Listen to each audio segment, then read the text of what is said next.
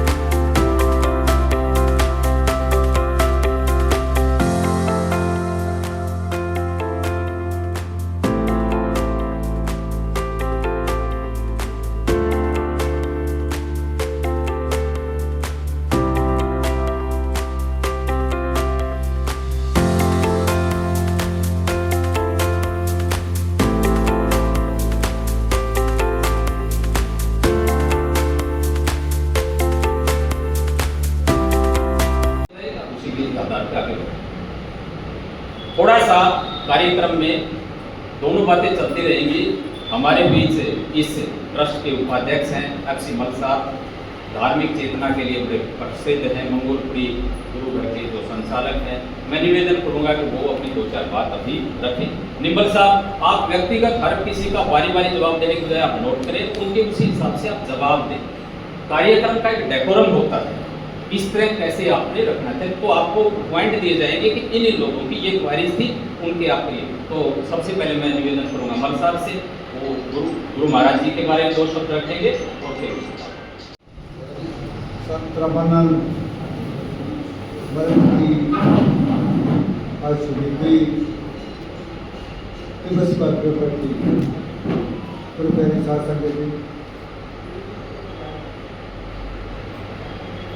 संत रामानंद के साथ मेरी बहुत नजदीकी है,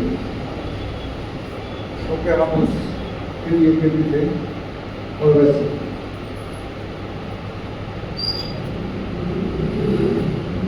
बहुत सारे बंदे आप संत रामानंद महाराज की तस्वीर को देख रहे हो, कैसे हंसमुख चेहरा। इनका जन्म जलंधर के पास, आदमपुर के पास अलावरपुर गांव है, वहाँ हुआ। कोई जानता नहीं था कि एक छोटा बच्चा जिसने इस गांव में जन्म लिया है, एक दिन समाज की ताकत बन जाएगा, समाज की ताकत बन जाएगा। संत रामानंद जी ने अपनी मुंडली शिक्षा अपने गांव में ही प्राइमरी स्कूल की थी, और उसके बाद जलंधर में DAV कॉलेज में, द्वापा कॉलेज में उन्होंने अपना ग्रेजुएशन किया। आमतौर पर जितने भी संत हैं, उनको हमारा मानना है कि बहुत कम पढ़े लिखे होते हैं, पर उनका रुतबा बहुत ऊंचा होता है। अब तो बहुत सारे संत हैं जो ग्रेजुएट, पोस्ट ग्रेजुएट, डॉक्टरेट। संत रामानंद जी बड़े लिखे संत थे, और इन्होंने उनके गांव के पास ही 13 सचखंड बल्ला है, वहाँ से कॉलेज में जब पढ़ते थे वहाँ जाना शुरू कर। ऐसी रंगत चढ़ी और वहाँ डेरे के बन के रहे। गड़बड़ भूल गए। फिर वापस इन्होंने पीछे अपने परिवार को, अपने माँ बाप को पीछे मुड़ के नहीं देखा, शादी नहीं कराई, डेरे के लिए काम करते रहे और समाज के लिए काम करते रहे। और समाज में भी जहाँ गए गुरु रविदास महाराज का प्रचार ऐसे करते रहे कि पीछे मुड़ के नहीं देखा, पीछे मुड़ के नहीं देखा, चाहे वो शहीद हो। पूरे इंडिया वर्ष में, पंजाब में बहुत जगह जगह इन्होंने अपने गुरु रविदास महाराज जी के गुरुद्वारे, गुरु रविदास महाराज जी के मंदिर, गुरु रविदास महाराज जी के धर्म स्थान बहुत जगह बनाए। अभी भी वो प्रफुल्लित है, उनका नाम वहाँ लिखा हुआ। और मेरा ख्याल कि दुनिया में 2-4 देश ही रहे होंगे जहाँ संत रामानंद जी नहीं गए, और जहाँ भी गए गुरु रविदास महाराज जी का प्रचार डट के किया। और पता नहीं कितने गुरुद्वारे गुरु रविदास महाराज के नाम पर विदेशों में इस्टेब्लिश कर दिए। बहुत बड़ी एग्जाम्पल है, बहुत बड़ा इतिहास है, बहुत बड़ी मेरे पास लिस्ट है, पर टाइम के मुताबिक मैं अपनी बात थोड़ी ही रखूँगा। अभी लास्ट में 24 मई 2009 को संत रंजन दास महाराज जी के साथ संत रामानंद जी ऑस्ट्रेलिया यूरोप में गए हुए थे। वहाँ बयाना शहर है ऑस्ट्रेलिया में, उसकी राजधानी है, वहाँ गुरु रविदास मंदिर है। वहाँ गए और गुरु रविदास महाराज का प्रचार प्रसार कर रहे थे। और कुछ समाज के नापसंद लोगों ने पंडाल के अंदर आके, गुरुद्वारे के अंदर आकर गोलियों की विशाल कर दी, जिसमें संत रामानंद जी शहीद हो गए और संत रंजन दास महाराज भी जख्मी हो गए।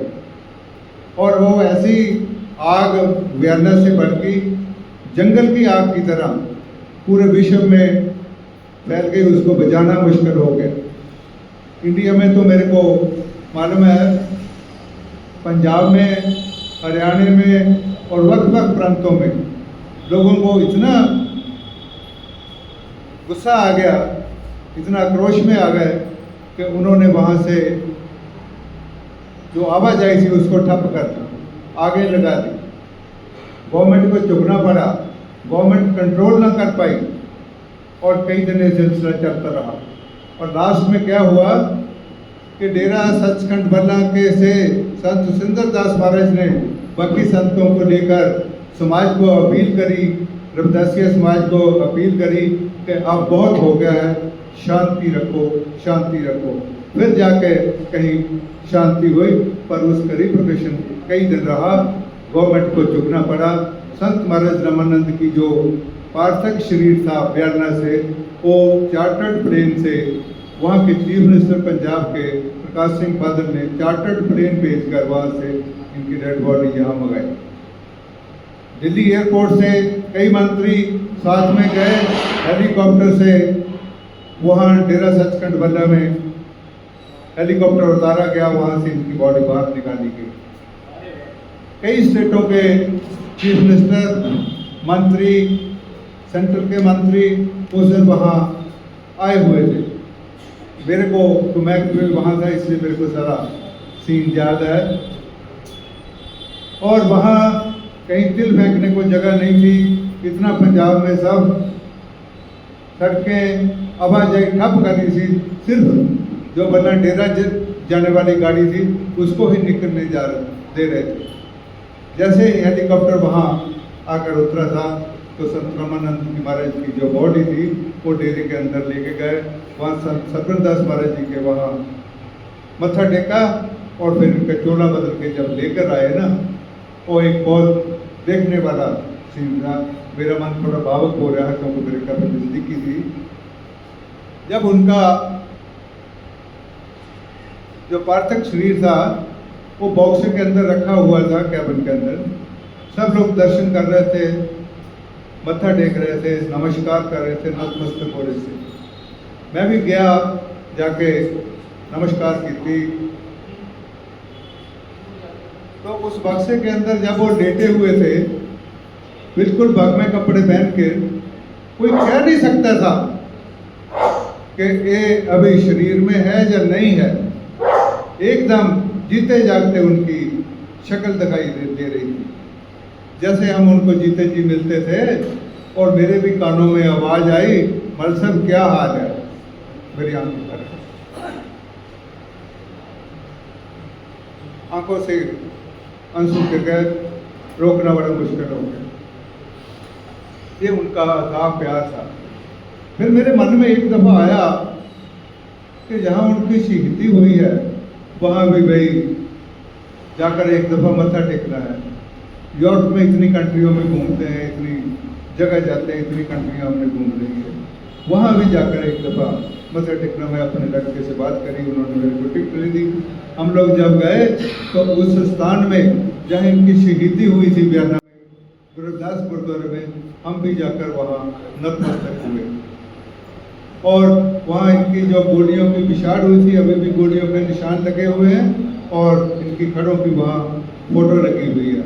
वहाँ भी जब मैं गया तो मेरे को ऐसे ही लगा कि बाल साहब जयदेव कैसे हो, की हाल है, या कुछ जिस तरह वो बोलते। और वो मैनू हाले तक भी सीन याद है कि मेरे रोंगटे खड़े हो गए थी। और मैनू सचमुच इतना लगा कि संत रामानंद जी जीते जी जहाँ खड़े हैं और बात कर रहे हैं। मेरा भी मन, मैं वहाँ 10-15 मिनट बोला भी, मन भी मेरा पावक हो गया, क्योंकि उनकी यादें ऐसे थी। जब गोलियों के निशान देखे तो वहाँ गुरुद्वारे के अंदर जाने का रास्ता एक ही था, और उन्होंने जब बिछाड़ कर दी तो उन जो दहशतगर्द थे उनको वापस निकलना मुश्किल हो गया। पब्लिक ने पकड़ ली और अभी सुना था कि 1 या 2 बंदों को तो मौत की सजा हो गई, बाकियों को 10-15 साल कैद होकर पता नहीं छूट गए या नहीं छूट गए। पर संत रामानंद का नाम रहती दुनिया तक रहेगा। देखो, जहाँ डॉक्टर मांगेराम ने मैंने उनको देखा नहीं, फिर कि उनकी जो काम है वो पहचान है पूरी दुनिया में। आज उनका जैसे जन्मदिन मनाते हैं, ऐसे ही उनका कीर्ति गुरुपुरब यहाँ दिल्ली में मना रहे हैं। दिल्ली में जो मंगोलपुरी मंदिर है वो आपको सबको मालूम है कि वो संत रामानंद महाराज की ही देन है। संत रामानंद महाराज का मेरे साथ जो मुलाकात हुई थी सबसे पहले, और अलग हम डेरे में भी जाते रहते थे, पर उतनी इंटीमेसी नहीं थी। मैं एक दफ़ा 1990 में यूके गया हुआ था। वहाँ गुरुद्वारे में बैठे थे सत्संग के लिए। उस गुरुद्वारे को किसी शरारती तत्वों ने आग लगा दी। तो संत रामानंद जी और संत गरीबदास जी वहाँ गए हुए थे। इन्होंने संगत को धीरज दिया कि आप घबराओ नहीं, ये गुरुद्वारा हम बना के देंगे, हम बना के देंगे। वो जो गुरुद्वारा है अभी भी बना हुआ, पूरे इंग्लैंड में सबसे बढ़िया गुरुद्वारा और सबसे बड़ा गुरुद्वारा बर्मिंघम यूके में। और उसमें मेरे को भी वो सीन याद आ जाता है। संत रामानंद जी जो पब्लिक को अपील करते थे, दूरदृष्टि ही ऐसी थी कि कोई भी उनको मना नहीं करते। बात ही ऐसे कर देते थे कि किसी को हिम्मत नहीं पड़ती थी कि उनको कोई मना कर दे। वहाँ देखते देखते बाहर जहाँ निशान साहब लगाया उन्होंने शुरुआत करने से पहले मैं भी वहाँ खड़ा था। पब्लिक को, संगत को उन्होंने अपील करी कि हमने बोल दिया है कि ये जो गुरुद्वारा किसी ने शरारती तत्वों ने आग लगाई है, इसको दोबारा डेरा सचखंड वाला से ही दोबारा बनेगा। तो आप जितनी भी आपकी श्रद्धा है वो आप जहाँ दान दीजिए, और इस गुरुद्वारे को हम इसके ऊपर सोने का कांच चढ़ाएंगे। तो मेरे को याद है, मैं तो ऐसे विजिट किया हुआ था। लोगों ने औरतों में अपने कान की बालियां, जेंट्स ने अंगूठियां उतार कर वहाँ ढेर लगा दिया। तो देखते ही देखते 1 किलो सोना वहाँ जमा हो गया। 1 किलो सोना तो वो फिर उसका नींव पत्थर रखा गया। और आज जो देखने लायक गुरुद्वारा है, ये संत रामानंद महाराज की ऐसी देन है जो भूलते नहीं। मंगोलपुरी तो बहुत दफा आए, पर उन्होंने जाने से पहले किसी को बताया नहीं। मंगोलपुरी जो हाल बना हुआ है उसका नींव पत्थर मेरे को याद है कि जब हम नींव पत्थर रख रहे थे ना, उन्होंने खुद अपनी धोती ऊपर को उठाई और खुद नींव के अंदर घुस गए और कच्ची लेकर उन्होंने मिट्टी निकाली और वहाँ नींव पत्थर रखा। और आज वो बहुत विशाल सत्संग हॉल बना हुआ है, जहाँ आज भी मेले लगते हैं और आज भी लोग आते जाते रहते हैं। एक तो बातें और मैं साझी करना चाहता हूँ आप लोगों के साथ। ऐसे बंदे ना बातें इनकी बहुत रहती हैं, भूलते नहीं हैं। ये मर के भी, शहीद हो के भी अमर हो जाते हैं। और इनकी दूरदृष्टि, इनके किए हुए काम, वो भी हमारे लिए एग्जाम्पल, हमारे लिए ताकत बन जाते हैं। तो ऐसे बंदे मर के भी नहीं मरते, शहीद हो के भी नहीं शहीद होते, क्योंकि वो एक समाज में ताकत भर जाते हैं। डॉक्टर मांगेराम निम्बल जी ने उनके नाम पर संत रामानंद एजुकेशन ट्रस्ट बनाया है। 3-4 साल हो गए, हम भी पूरा इनको साथ देते हैं, पर और लोगों का इनको साथ देने की जरूरत है। तो ही हम कोई एजुकेशन इंस्टीट्यूट, कोई एजुकेशन स्कूल जहाँ बना सकते हैं। ये एक संत रामानंद के नाम पर इनको बहुत बड़ी श्रद्धांजलि होगी। और ये अगर दिल्ली में ऐसा कोई संस्था, ऐसा कोई इंस्टीट्यूशन एजुकेशन के ऊपर बन जाए, क्योंकि मेरे को याद है कि संत रामानंद जी जहाँ अध्यात्म का सत्संग करते थे, अध्यात्म की बातें करते थे, गुरु रविदास महाराज की सोच की बातें करते थे, तो वहाँ ये जरूर संदेश देते थे कि अपने बच्चों को पढ़ाना है, एजुकेशन में आगे बढ़ाना है, तो ही हमारा समाज तरक्की कर सकता है। अक्सर वो दिल्ली में आते रहते थे, संतगढ़ मंदिर में बहुत दफा आए, और जब वो बोलने लग गए थे तो उनकी कोई टाइम लिमिट नहीं होती, ना ही संगत चलती थी, ऐसे कील के बैठ जाते थे। आरकापुरम मंदिर पता नहीं कितनी दफा आए होंगे। जब दिल्ली में जितने भी मंदिर है, उन्होंने उनका योगदान बहुत है, पैसा भी दिया और ये भी किया। मैं मंगोलपुरी की आपको एक बात बताना चाहता हूँ उनकी शक्ति की, कि हम जब मैं उनको कार्ड देके आया था ना, तो उन्होंने बोला वहाँ तो कोई मंदिर भी नहीं यार, कहाँ जाऊँगा। फिर किसी से इंक्वायरी करी कि MC बाल साहब आए, वहाँ एक प्रोग्राम आयोजन करते हैं कि पार्क में, आप जरूर आइए। हमने थोड़ा सा प्रोग्राम भी उस हिसाब से लिखा और बहुत संगत आ गई। टी ब्लॉक मंगोलपुरी बराजकर में जब संगत आ गई, तो संगत को देख के संत रामानंद जी प्रोग्राम के बाद कहने लगे कि माल साहब आने वाले समय में, आने वाले साल में ये यहाँ पार्क में नहीं मनाना, हमने गुरु रविदास महाराज का जन्मदिन बनाना तो अपना कोई गुरुद्वारा मंदिर बना के ही बनाना है। मैं एकदम मेरी देख काम के मैं घबरा गया कि इतना बड़ा काम मेरे कंधे पर रख दिया, कैसे करेंगे, इतना पैसा कहाँ से लेंगे, जमीन कहाँ से लेंगे।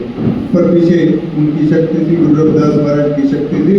2 महीने में ही हमारे को वो जगह जो है वो मिल गई। संत रामानंद जी ने अपनी जेब से 5,000 निकाल के दिया और साथ में 2500 रुपये जो लोगों ने उनको मत्था टेका था वो देकर उन्होंने जगारा बढ़ा दिया और मेरी भी हिम्मत बढ़ गई और भी लोगों ने 5-5 हज़ार अनाउंस कर दिया। और आज वो आप देखते हो जब फंक्शन होता है कितना बड़ा विशाल मंदिर बना हुआ है। और मैं संगत जितनी आई हुई है यही अपील करूँगा कि डॉक्टर मांगेराम निम्बल जी ने जो बेड़ा उठाया है, हमारा फर्ज बनता है कि इस बेड़े को पार लगाना है। और पार तभी लग सकता है अगर हम थोड़ी थोड़ी कंट्रीब्यूशन करेंगे। आज भी जो हम आए हैं ये प्रोग्राम करने इतने आसान नहीं है, इसमें खर्चा भी होता है, टाइम तो निकालना ही पड़ता है। जितने भी आए हैं आज भी थोड़ी बहुत ही कंट्रीब्यूशन 500, 1000, 2000 जितना भी कोई दे सकता है वो दे के जाए, ना कि इनको थोड़ा हौसला। मांगेराम निम्बल जी ने मेरे साथ भी बातचीत किया। इनका है कि जो भी प्रोग्राम करना है उसमें किसी न किसी को चीफ गेस्ट जरूर बुलाना चाहिए। मैं क्या ऐसे यार उनका शहीदी गुरुपर्व है, बनाना है, हम लोग इकट्ठे हो जाएंगे, श्रद्धांजलि दे देंगे, बन जाए। चीफ गेस्ट की क्या जरूरत है, कभी जन्मदिन मनाना हो जाएगा और बड़ा फंक्शन हो, चीफ गेस्ट भी बुला देंगे। पर नहीं, इनका अपना सोच है, इनका मानना है कि चीफ गेस्ट बुलाना है। कईयों को इन्होंने पता भी किया, किसी का टाइम भी नहीं था। तो मेरे को उन्होंने बोला कि मतलब आप किसी बंदे को ढूंढो जिसको हम चीफ गेस्ट बनाए। मैं कहा भी ऐसे है, हुकुमचंद सुमन साहब मालवीय नगर रहते हैं और लॉ मिनिस्ट्री से अंडर सेक्रेटरी रिटायर्ड हैं और आरकेपुरम में प्रधान भी रहे हैं, जनरल सेक्रेटरी भी रहे हैं, अभी भी सेवारत करते हैं। और मेरे ख्याल हम जितने भी आज बैठे हैं ना, सबसे ज़्यादा उम्र सुमन साहब की, मैं उम्र नहीं बताऊंगा, पर इनकी सबसे ज़्यादा उम्र है। हमारे से तो मेरे ख्याल 20 साल बड़े होंगे, 17-18 साल बड़े होंगे। पर इस उम्र में आके समाज के लिए इतना काम करते हो, मैं हमेशा देखते रहता हूँ। दोनों मियाँ बीवी हर जगह पहुँचते, हर फंक्शन में पहुँचते और बातचीत भी करते हैं, जो कर भी करते हैं। परसों 1-2 दिन पहले की बात है कि मैं मांगेराम को कहा, यार आपने टेलीफोन में उनको बोल दिया है, अगर चीफ गेस्ट बुलाना है तो जाकर उनको इन्विटेशन देना चाहिए, तो वो ही अच्छा लगता है चीफ गेस्ट को। तो बोले ठीक है भाई, हम और भी लोगों को कार्ड देने जाने हैं, तो आप ऐसा मेरे लिए आज एक दिन टाइम निकालो, हम चलेंगे। गए, हमसे भी आती है, मांगेराम जी मेरे को कई जगह लेके गए, कई जगह लेके गए। सब लोग कार्ड पकड़ लेते हैं, कोई इनको आज तक सहते नहीं करता, तो पर्ची नहीं करता। और दोपहर का टाइम हो गया, मैं तो भाई मंगोलपुरी के लिए जब भी कभी इससे लोगों के पास संगत के पास जाता हूँ ना सेवा के लिए, हम खाना अपना लेके जाते हैं और जहाँ भी दिल करता है बैठ के खा लेते हैं, सेवा से नहीं खाते। पर बहुत जल्दी एक जहाँ चाय पीनी है, चाय पीने वहाँ पर अपने लगा दी, पता नहीं 160 रुपये का एक बॉटल 300 रुपये का दी। तो मन में आया यार, खर्चा भी इतना कर दिया, 1500-1600 रुपया टैक्सी वाले को भी देना है, पैसे कहीं से मिले नहीं। तो मैंने इनको बोला दूर है मालवीय नगर, चलो चीफ गेस्ट को हम लोग वहाँ कार्ड दे के आते हैं, पर्सनल। मान गए। वहाँ जब गए ना, बात पूछो, मैं बताऊंगा नहीं कितने पैसे दिए। इन्होंने मांगेराम की जोड़ी पैसों से भर, मांगेराम की जोड़ी पैसों से भर। तो मैं मांगेराम को बोला, बेटा ये होता है चीफ गेस्ट बनाने का काम और जहाँ आके इन्विटेशन देने का। भैन जी वीरेंद्र को और सुमन बैठे, उनकी वाइफ, इन्होंने लाकर मांगेराम के हाथ में जब 500 के नोट पता नहीं कितने थे, तद्दी की तद्दी पकड़ा दी। तो मेरा भी दिल बोल गया। मैं जब सुबह से हम घूम रहे थे, किसी ने ये नहीं सोचा कि 500 में आदि दे दें, पर जहाँ आके देखो इससे कोई शक्ति काम करती है जिन्होंने चोरी भर दी हमारी।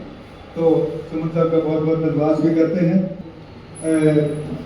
आगे का जो कार्यक्रम है वो निम्बल साहब आपको बताएंगे क्या करना है। आज ये है दुष्यंत कुमार जी, मैं उनसे निवेदन करूंगा कि वो आए और इनको फूल अर्पित करें, श्रद्धांजलि दें और अपनी तरफ से 2 शब्द कहें कि क्या हम कैसा कर रहे हैं, ठीक है नहीं है, कहाँ कमियां, जो भी कोई आदमी काम करता है कमियां मिलती हैं, कुछ कमियां देखने वाले हैं, कुछ अच्छाइयां देखने वाले हैं, तो उनमें कमियां मिलती हैं। उसके लिए आप हमें रास्ता दिखा दें। अगर कोई कमी हमारी होती है, करना है उसको जिसको पता लग जाता है। अगर आप ही नहीं कहेंगे कुछ भी तो हम भी क्या करता है, तो और कोई सत्य अगर कुछ कह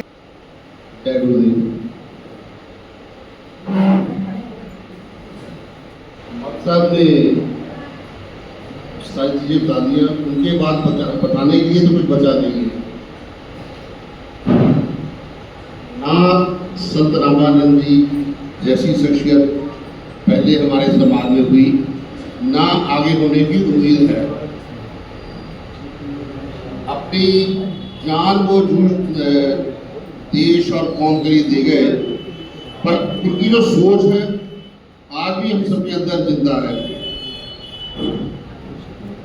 उसी सोच को अगर हम देखें तो अलग अलग गुरु घरों में कुछ ना कुछ हमारे साथी उस सोच को आगे लेके चल रहे हैं। मैं बाकियों की बात छोड़ देता हूँ। यहाँ पर हमारे भी जो प्रोग्राम किया है निम्बल साहब ने उस सोच को जो रामानंद जी ने अनेक स्थानों पे जहाँ गुरु घर में उसारी करी, वहाँ पंजाब में अनेक स्कूलों का भी, शिक्षा संस्थानों का भी उद्घाटन किया और वो आज बड़े ही अच्छे ढंग से चल रहे हैं। अब हमारी जो स्थिति है आज, मेरी बहुत बार निर्मल साहब से बात होती है, बाकी उससे तो कम होती है। आज जो बीड़ा हमने उठा रखा है वो हम थोड़ा सा पीछे चल रहे हैं, समय बहुत कम है हमारे पास और इसको जितनी जल्दी आगे लेके चले।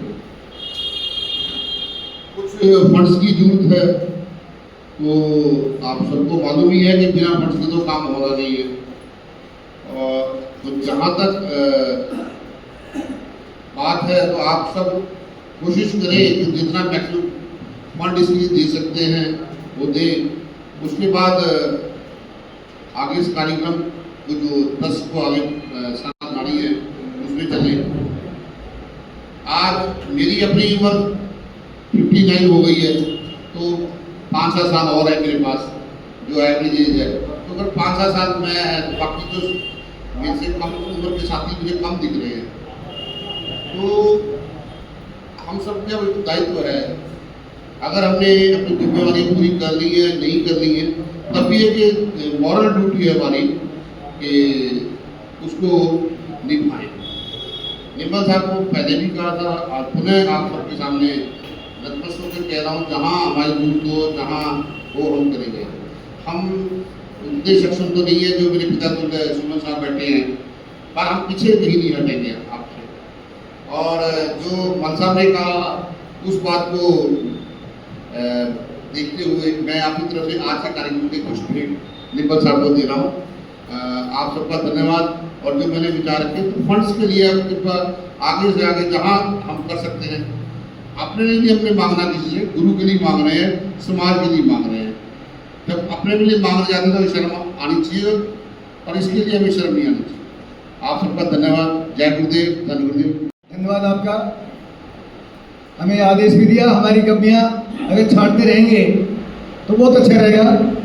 आपकी तरह से हमें ऐसा सहयोग मिलता रहा तो मेरी ज़रूरत मैं सोचता हूँ आप धीरे धीरे करके कम कर दें और दूसरे आगे आ जाए तो अच्छी बात रहेगी। मैं हमेशा साथ रहूँगा, लेकिन इतना साथ नहीं दे पाऊँगा जितना कुछ लोग उम्मीद करते हैं, क्योंकि कई परिस्थितियाँ होती हैं। और फिर भी कहीं भी कोई भी बात ऐसी आएगी हमारे सामने तो मैं उसमें हमेशा तत्पर रहूँगा। बगैर पैसे के काम नहीं बनता। मैं एक एग्जांपल दे रहा हूँ। अभी आप मैंने दिया था कि 2500 गज में किसी से कर्ज लिया, किसी से उधार लिया, किसी से कुछ भी लिया, लेकर बनाया तो वो मैं अपना सोचता हूँ, मैंने बनाया, किसी पे एहसान नहीं किया। ऐसा ये भी नहीं होगा, ये भी हमारे समाज, हमारे पुरखे हैं, हमारे रास्ता दिखाने वाले हैं, हमारे लिए अपनी कुर्बानी देने वाले हैं। हमें उन्होंने कुछ सिखाया है, तो उनके लिए अगर ऐसा संस्थान बन जाए, और मैं कोई ऐसी भी चीज़ नहीं चाहता, मैं तो कह रहा हूँ जहाँ कोई और लोग हमारे जनरेशन के आकर के हमें फायदा उठाए, उसका हमें एहसास हो। हालांकि बहुत सारे लोग